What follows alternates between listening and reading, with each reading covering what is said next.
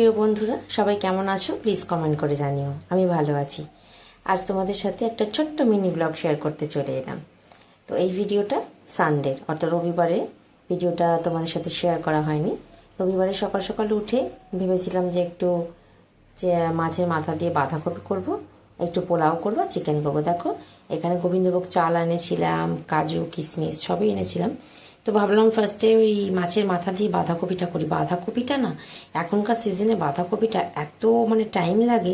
আমার প্রায় 1.5 ঘন্টা ধরে বাঁধাকপি রান্না হচ্ছিলো। চিকেনটা ওদিকে ম্যারিনেট করাই ছিল। আর এখানে দেখো চালটা একটু ধুয়ে ভালো করে হলুদ, ঘি, নুন মিশিয়ে রেখে দিয়েছিলাম। তো অনেকটাই চাল এনেছিলাম, 400 মতন চাল এনেছিলাম, যেহেতু আমাদের 3 জনের জন্য, তো আমাদের 400 চালেই হয়ে যায়। আর এখানে দেখো চিকেনটা সকালবেলা উঠে ম্যারিনেট করে রেখেছি। বাট চিকেনটা রান্না করবো কি, তার আগে বাঁধাকপি করতে এত টাইম লেগে গেছিলো। বাঁধাকপিটা প্রায় 1.5 ঘন্টা ধরে রান্না করেছিলাম জানো।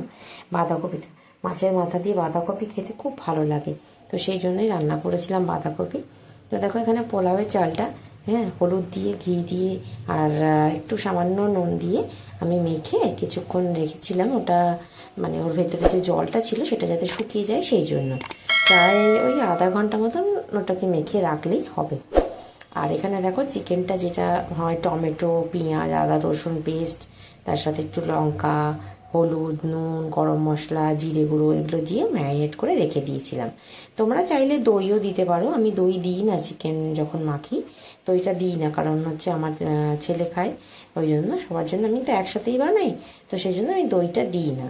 তোমরা যদি চাও তাহলে অবশ্যই দইটা দিতেই পারো।